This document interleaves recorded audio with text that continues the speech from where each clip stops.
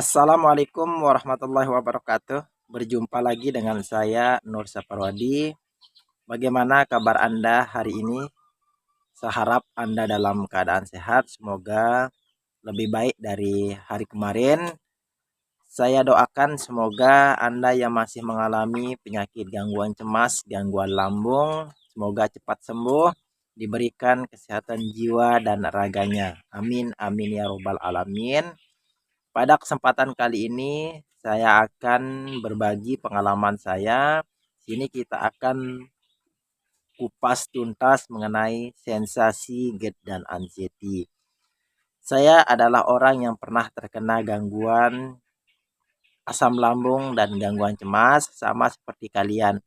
Jadi saya ini pernah merasakan kondisi di mana saya itu merasa terpuruk, putus asa, bingung karena sudah berobat ke dokter, keliling dokter, obat herbal, paranormal, dukun pernah saya coba pada waktu itu, tapi tidak ada perubahan. Dan ternyata ketika kita tidak tahu ilmunya, apa yang harus kita lakukan, bagaimana cara kita itu mengatur pola hidup yang baik, tentu sekali itu sangat sulit sekali untuk disembuhkan. Tapi ketika Anda sudah paham, sudah tahu bahwa Anda itu mengalami psikosomatik, kecemasan, gangguan lambung, tentu sekali Anda itu akan lebih menikmati setiap sensasi yang ada. Anda itu tidak perlu khawatir lagi karena Anda itu sudah tahu bahwa saya ini memiliki asam lambung. Wajar saya meriang ketika bangun pagi. Wajar saya itu sulit sulit bernapas. Wajar saya ngos-ngosan, deg-degan. Ternyata saya ini mengalami yang namanya gangguan cemas dan asam lambung. Karena itu semua adalah ditimbulkan oleh sensasi dari asam lambung dan gangguan cemas. Sehingga Anda itu walaupun masih muda, kadang tensi Anda tinggi 150/90, tapi Anda itu sudah tahu bahwa saya ini mengalami yang namanya gangguan cemas. Wajar.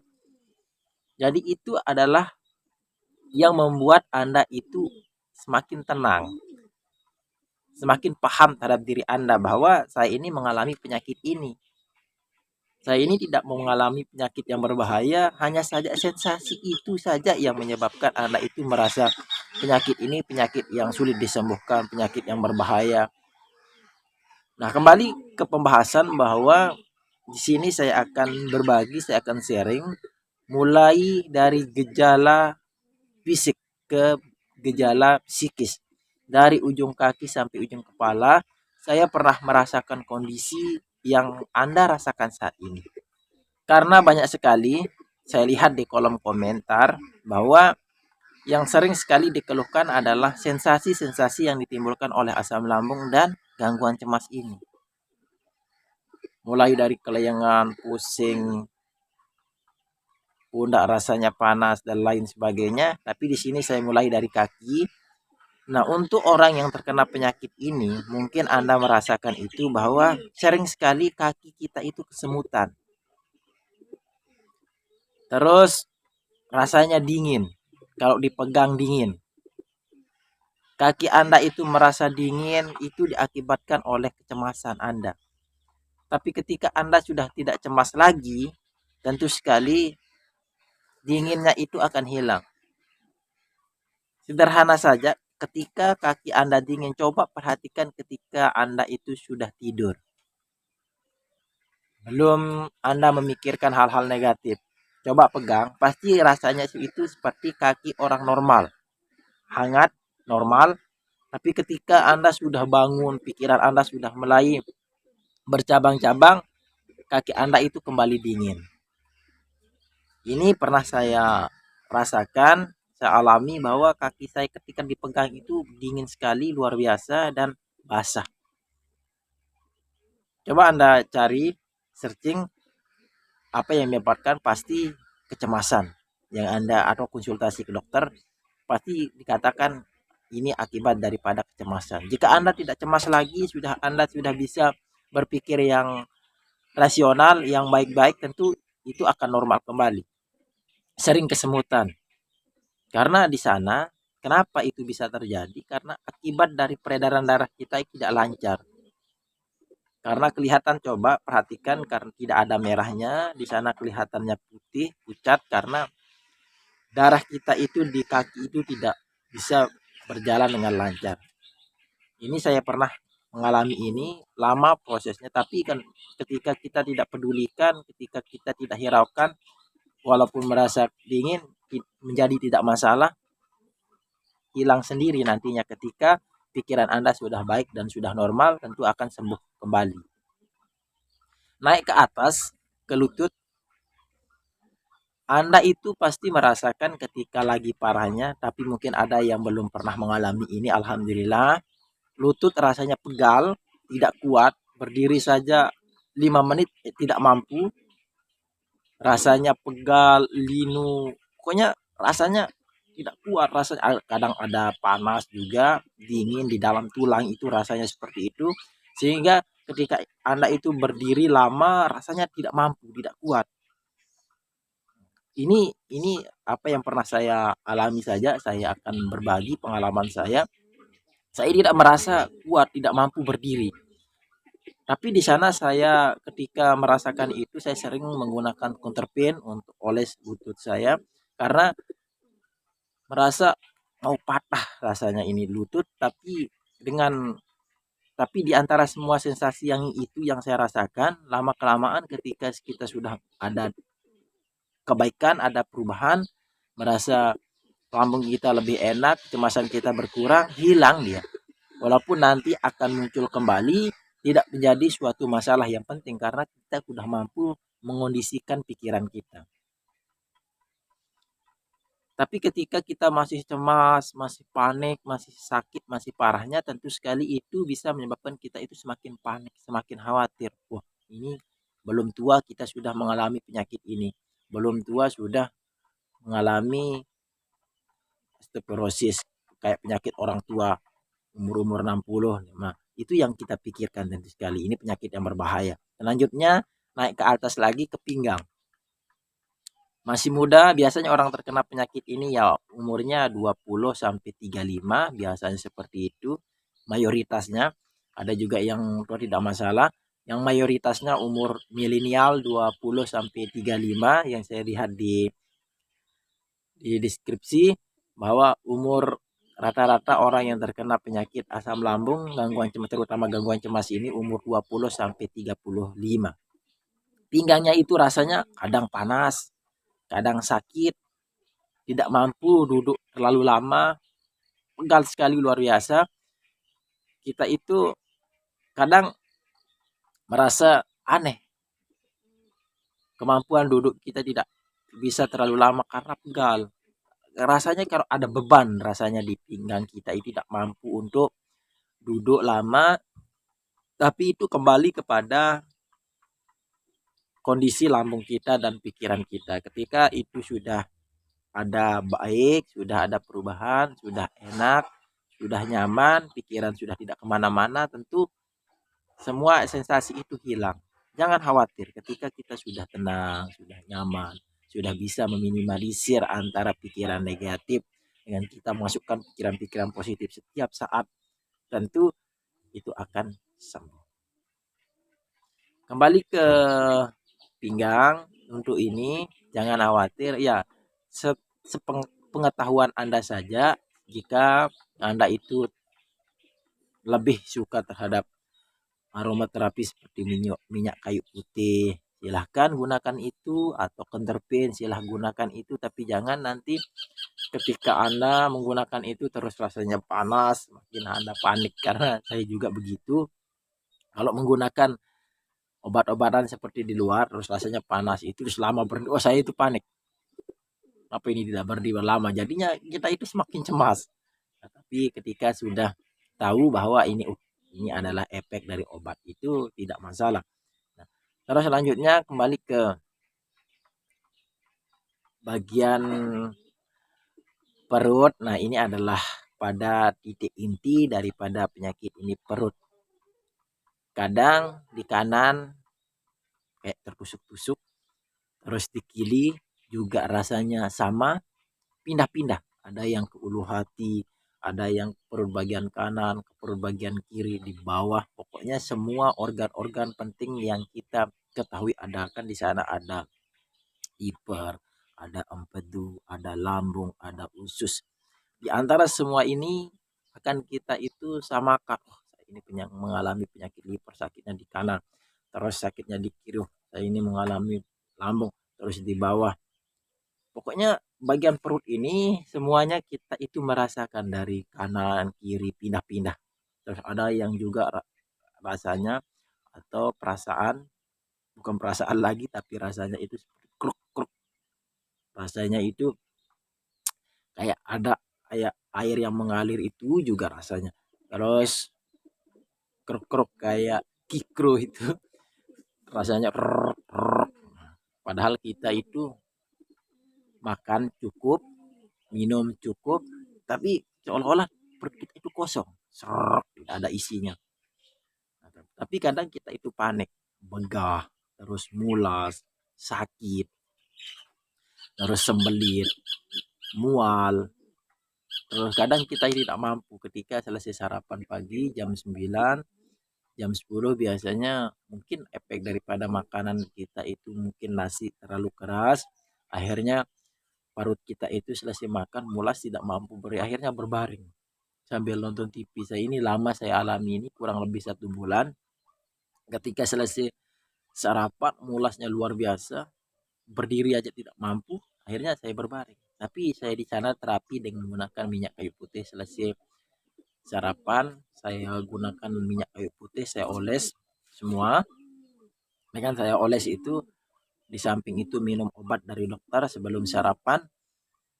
1 bulan kalau nggak salah sembuh, dan akhirnya mulasi tidak kembali lagi, dan akhirnya bisa duduk, bisa berjemur, bisa kembali untuk jalan kaki walaupun latihan 50 meter tidak masalah, yang penting kita ada gerakan. Itu selama 1 bulan saya mengalami yang namanya mulas itu luar biasa. Kalau untuk yang tusuk-tusuk kayak terus kayak apa namanya itu, ketika orang saya temukan juga teman, dia tidak memiliki gangguan cemas, hanya memiliki asam lambung, dia divonis asam lambung. Nah, ketika dia salah makan atau angkat beban yang berat, dia kambuh, dia pingsan, sakitnya luar biasa. Tapi ketika dikasih obat sembuh, sakitnya luar biasa. Nah, itu juga kadang pernah saya rasakan, sangat luar biasa. BAB tidak bisa, buang angin juga tidak bisa, sakitnya sembelit luar biasa, kayaknya di perut ini diremas-remas. Nah, jadi itu yang saya alami di bagian perut. Nah, kadang di ulu hati ini kan kita merasa terbakar karena itu akibat dari kelebihan asam lambung. Lambung itu memproduksi asamnya secara berlebihan, akhirnya naiknya asam lambung ke kerongkongan. Akhirnya di dada kita ini rasanya panas sangat luar biasa. Nah, dada kita ini kayaknya terbakar. Dulu saat saya sakit, dari misal Januari saya sakit, Januari, Februari, Maret. Nah, dari Maret, April, Mei, Juni itu sekitar 4 bulan. 4 bulan saya itu mengalami dada rasanya panas, terbakar. Saya juga bingung ini. Masa asam lambung itu seperti, karena belum saya tahu saya itu mengalami asam lambung, juga belum tahu asam lambung kok rasanya, belum saya itu tahu dari YouTube, belum saya itu mencari-cari pemahaman, masih masih belum belum tahu tentang YouTube, belum tahu tentang ada orang yang sembuh dari asam lambung, karena saya tidak paham. Rasanya ini panas luar biasa. Selesai biasanya itu panasnya ini itu pas malam malam hari, selesai makan malam itu rasanya sangat luar biasa panas. Ya, saya taruh bantal di sini, tapi kan itu tidak bisa menjadi obat karena lambung kita yang bermasalah. Karena saya tidak tahu ini, tidak tahu apa yang menyebabkan seperti itu. Panasnya luar biasa, saya tidak tahu. Terus ada ini paranormal, anggaplah dukun.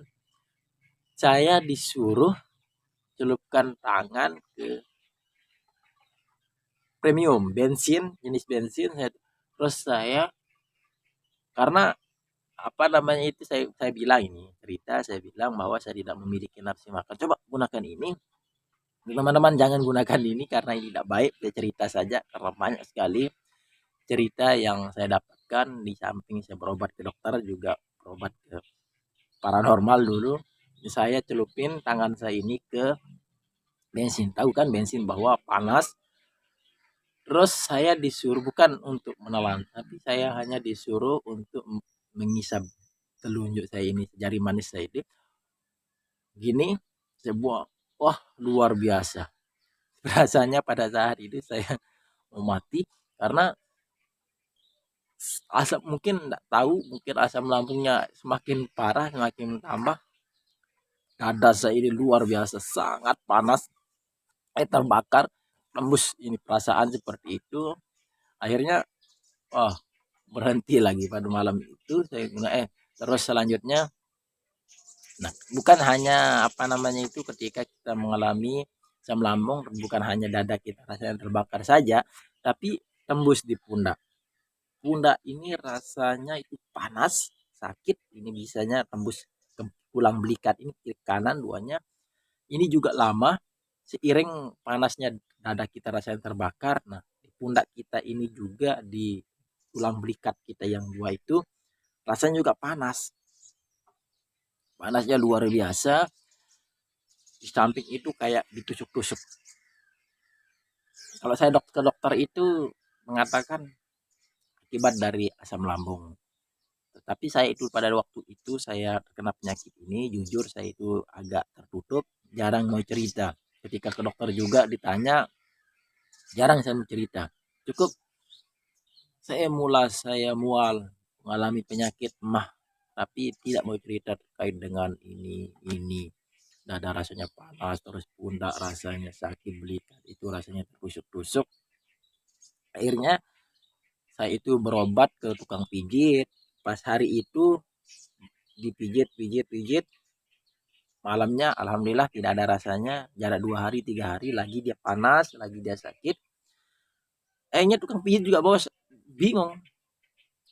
Wah ini sudah normal, sudah baik, tapi kenapa? Nah, ternyata itu adalah asam lambung. Asam lambung akibat dari dada rasanya panas terbakar tembus ke pundak, tembus ke tulang belikat. Tapi pada saat itu saya juga lebih, nah dari sanalah saya cari-cari, bukan cari-cari di YouTube, kebetulan saya cari nonton-nonton film yang lain, akhirnya muncul ke bawah ini. Di bawah beranda muncul asam lambung, sensasinya, terus anxiety GERD. Nah dari sanalah saya tahu bahwa oh saya ini mengalami penyakit GERD anxiety. Nah, dari sanalah saya paham, saya tahu bahwa nah dari sanalah setiap hari saya nonton YouTube, setiap hari saya menonton sensasi. Oh ternyata saya mengalami GERD anxiety. Oh sensasinya seperti itu. Jadi oh saya ini tidak sendiri. Banyak akhirnya banyak di YouTube saya itu di beranda saya full dari obat asam lambung, obat GERD anxiety, terus dari mentor-mentor yang banyak, yang terbaru dari mentor-mentor yang masih muda, yang baru 1000 subscribernya, yang lagi yang sudah tinggi, Kimi Santoso sudah ya. Jadi Rohimat Jaya pada saat itu baru Rohimat baru awal-awal buat video pada hari itu. Yang lama itu Andri Psikosomatik, terus apa lagi lupa, Puspita Meo. Nah itu yang sering saya tonton pada waktu itu. Dan alhamdulillah lama-kelamaan ketika sudah dada rasa sudah baikan, ada mendingan. Nah dari sanalah saya terapi untuk sering pijit.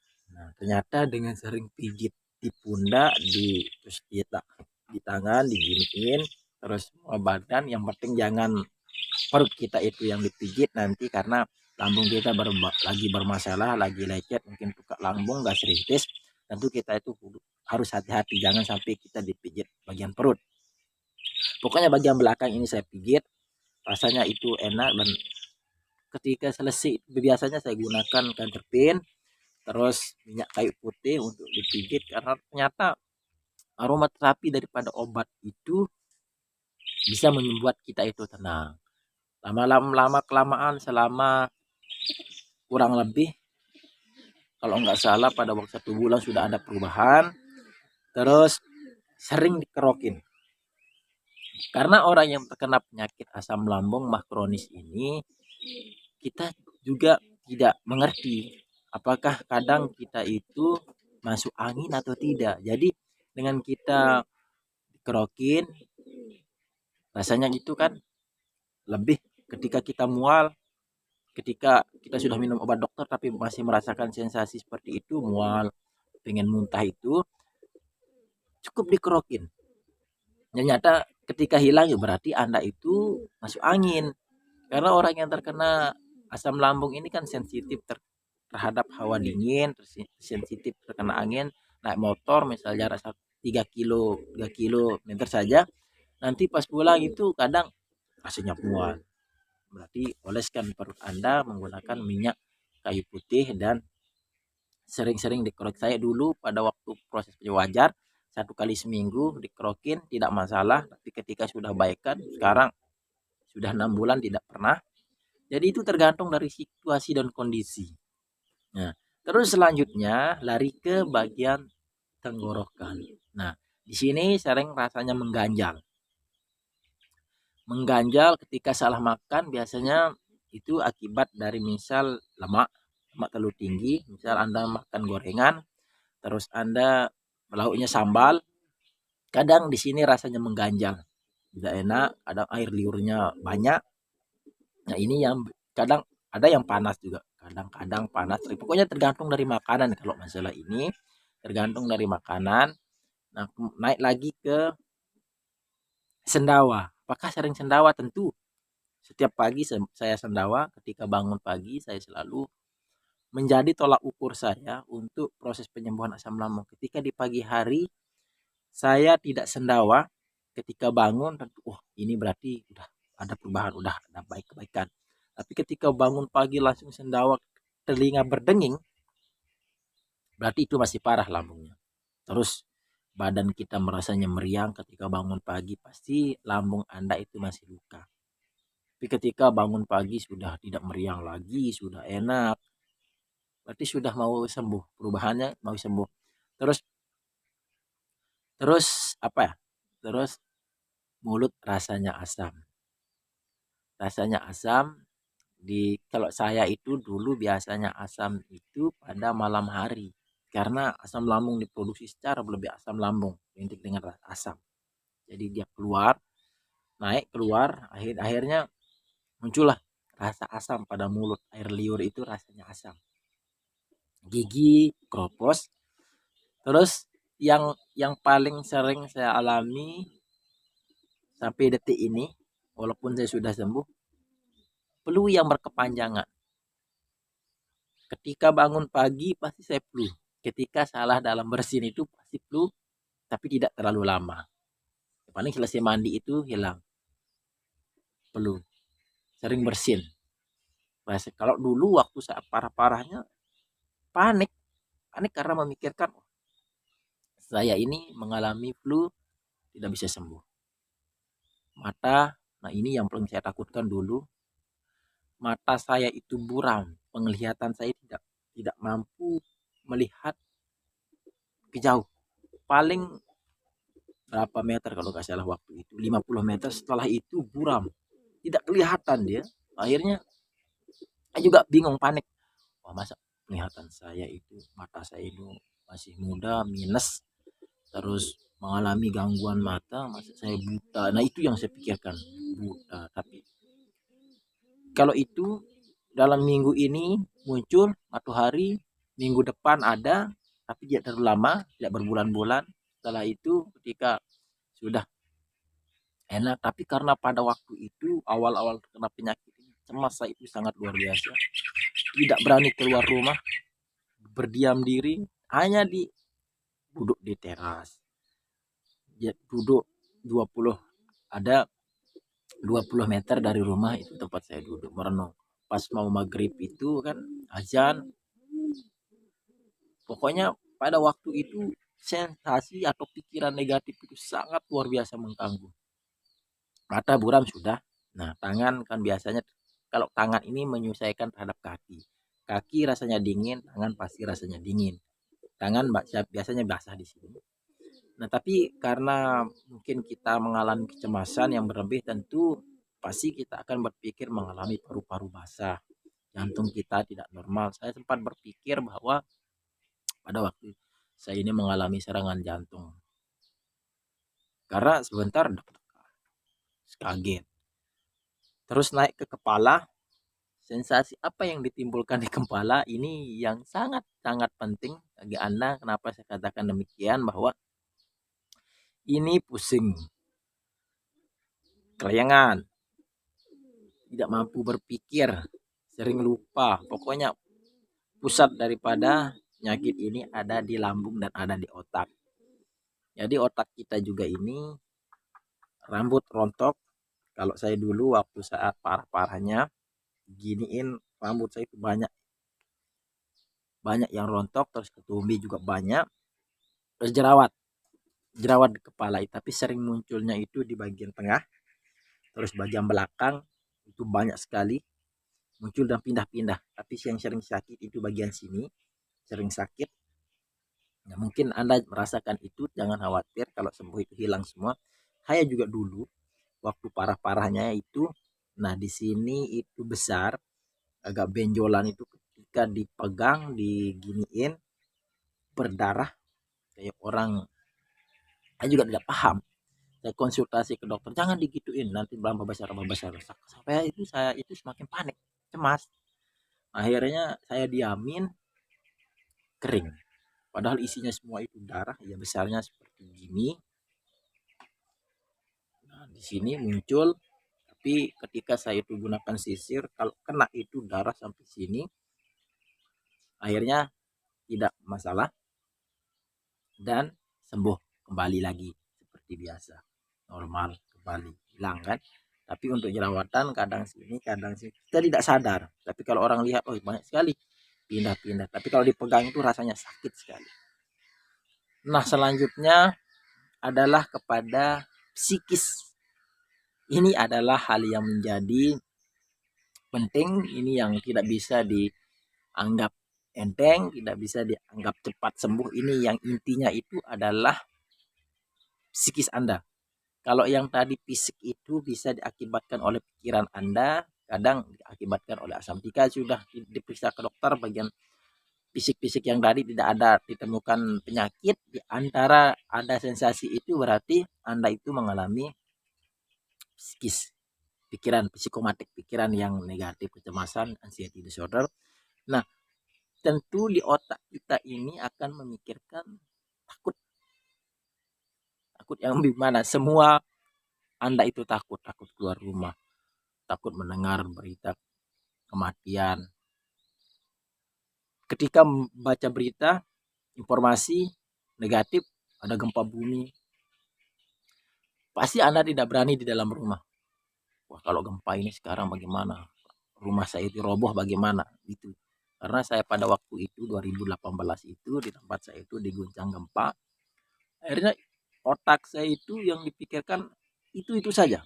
Bagaimana di dalam rumah ini roboh, dan siapa yang membantu saya? Tidak berani keluar. Terus pokoknya otak ini ketika tidak bisa kita perbaiki dengan pikiran positif, kita masukkan pikiran positif, itu selalu akan berpikir negatif. Sedikit sensasi kita menganggap bahwa ini penyakit yang berbahaya. Kita tidak bisa, nafsu kita itu makan, nafsu makan kita itu tidak ada. Kita kadang sering berpikir, wah ini adalah akhir segalanya. Kita sering sama-samakan diri kita, oh orang ini bagaimana, ini itu bagaimana, saya itu sama dengan ini, bagaimana selanjutnya besok. Kita itu kadang lebih bisa itu menerowong kayak orang paranormal itu, kita tahu ke depan itu seperti apa. Besok kita tahu bahwa apa yang akan terjadi. Di malam hari, misal besok pagi kita itu mau periksa ke dokter. Malam hari itu kita tidak bisa tidur memikirkan, besok ini kita pergi. Kalau saya kambuh bagaimana? Kata dokter itu bagaimana? Akhirnya, nah itu 24 jam kita berpikir negatif. Akhirnya di malam hari ketika kita mau tidur, kita itu tidak bisa tidur karena memikirkan hal itu. Sehingga kita itu semakin cemas, panik. Terus apa juga?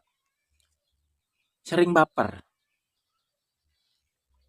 Ketika orang mengatakan ini, wah itu yang menjadi pikiran kita. Apalagi orang mengatakan, kenapa kamu kurus? Kenapa kamu pucat? Nah, itu yang memikirkan, oh, ini begini. Mulailah mental kita itu turun, mental kita itu down. Pikiran kita sudah mulai kacau.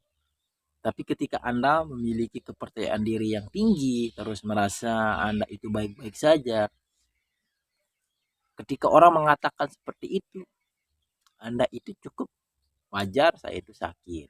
Kalau kita sakit biasa, tidak mengalami gangguan cemas, dikatain seperti itu, kenapa Anda pucat, kurus, wajar mas, saya sakit. Tapi ketika Anda mengalami kecemasan, bukan Anda menjawab, tapi Anda diam. Otak Anda lah yang akan berpikir keras. Nanti di rumah, pikiran Anda itu akan membawa Anda ke pikiran yang negatif. Tidak bisa tidur. Terus kadang kalau naik motor itu, gemeter, terus di tengah jalan Anda itu panik, Anda itu merasa tidak sampai, terus kan lain-lain sudah ceritanya kalau kita itu naik motor rasanya dingin, hawanya angin itu karena tubuh itu sensitif sekali. Terus kadang kita itu merasa tidak ada yang peduli terhadap kita, keluarga tidak peduli, ini tidak peduli, tidak mau mendengarkan apa kata kita, padahal sama saja dengan kehidupan normal. Tapi ya begitulah, karena orang yang terkena penyakit gangguan cemas, gangguan lambung ini mau diperhatikan dan mau didengar. Apa yang dia katakan mau didengar. Memang itu harus dimanjakan.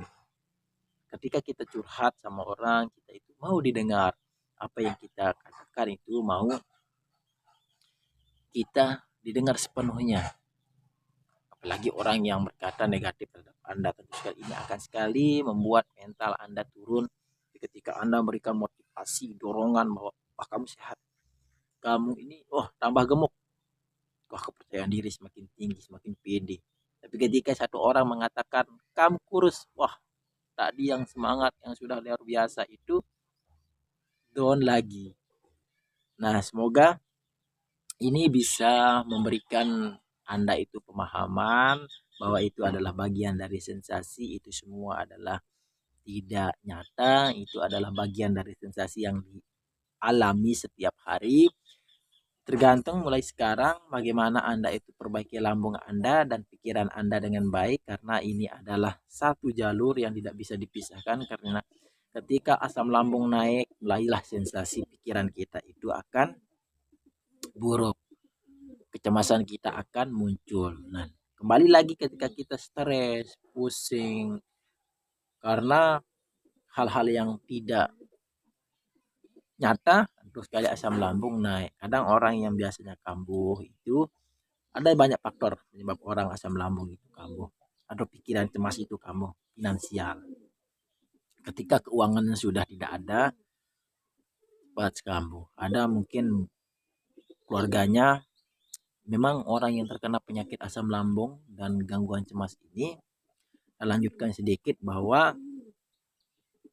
uang yang dihabiskan sangat luar biasa karena pikiran kita itu akan selalu aktif, di mana ketika kita dikasih tahu sama orang ini obat, kita beli, ini dokter yang bisa, kita pergi, akhirnya semua kita jual dan akhirnya berantakan sama istri. Ada juga yang ditinggal sama istri karena gairah seksnya menurun, kualitas hidupnya mulai kurang baik kadang. Tapi ada yang ini adalah orang yang tidak mengerti terhadap Anda. Oleh sebab itu ceritakan terhadap keluarga Anda di sekitarnya supaya orang itu paham terhadap ternyata ini orang kecemasan ini begini.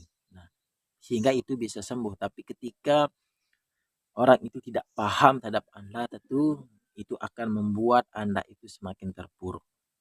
Karena motivasi yang kita butuhkan bukan omongan negatif. Terima kasih.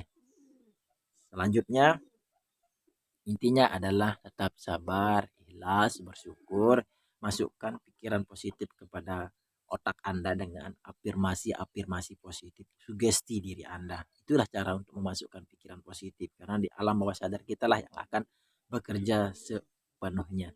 Terima kasih. Wassalamualaikum warahmatullahi wabarakatuh.